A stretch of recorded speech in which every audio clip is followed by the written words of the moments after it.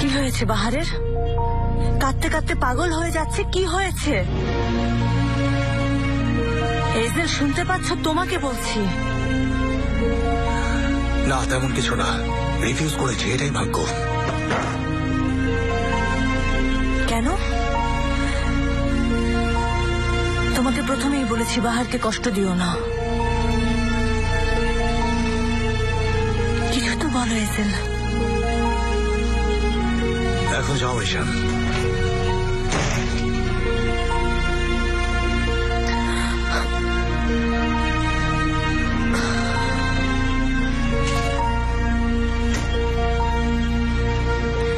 এভাবে চুপ করে থেকো না, এতে কেউই ভালো থাকতে পারবে না।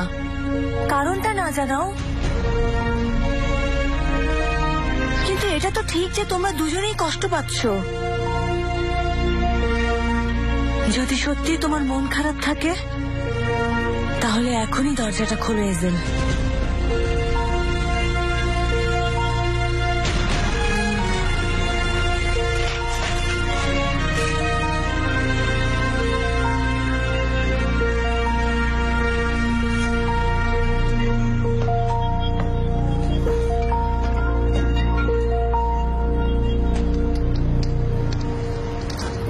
বাহারের ভালোর জন্যই ওকে পাঠিয়ে দিয়েছে। আমার সাথে থাকলে শুধু কষ্টই পাবে। কেন? কারণ সত্যি বলতে আমি একজনকে ভালোবাসতাম। এখনো তাকে ভালোবাসো? না, তার উল্টোটা। এখন ওকে প্রচন্ড ঘৃণা করি। বাহারের সাথে থাকলে আমার ওর কথা মনে হবে, তখন মনে হবে ওকে ঠকাচ্ছি। তুমি কি বুঝতে পারছো তুমি কি বলছো? পারছি বলেই বাহারকে চলে যেতে বলেছি। বাহারের জন্য বলছি না, বাহারকে ভালো রাখতে চাই। কিন্তু ভাবো, তুমি যেটা ভাবছো সেটা তো ঠিক না। সে কি জানে যে তুমি তার উপর রেগে আছো? বেঁচে আছে কিনা তাই জানে না। তাকে কি কিছুই বলনি?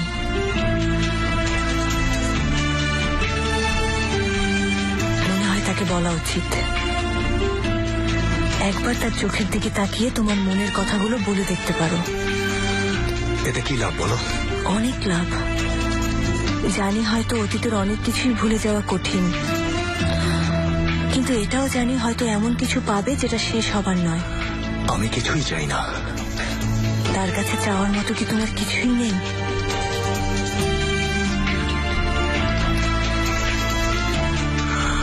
না, নেই। তাই? কেন?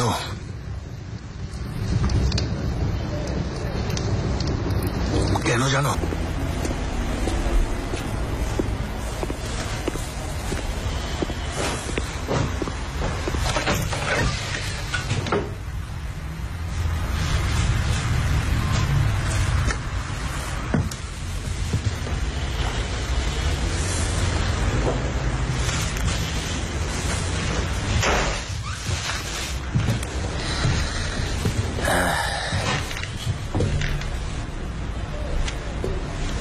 আপসেট মনে হচ্ছে বাবা।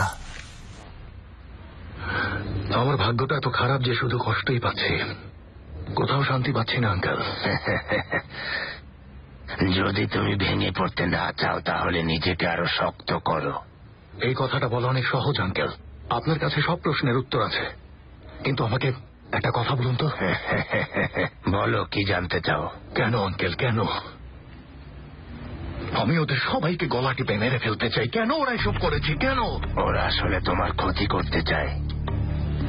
এটা ছাড়া আর কি বা হতে পারে, একটু ভাবো তো। আমার সত্যিই কিছু বলার নেই আঙ্কেল। কেউ একজন এসেছিল আমাকে বোঝাতে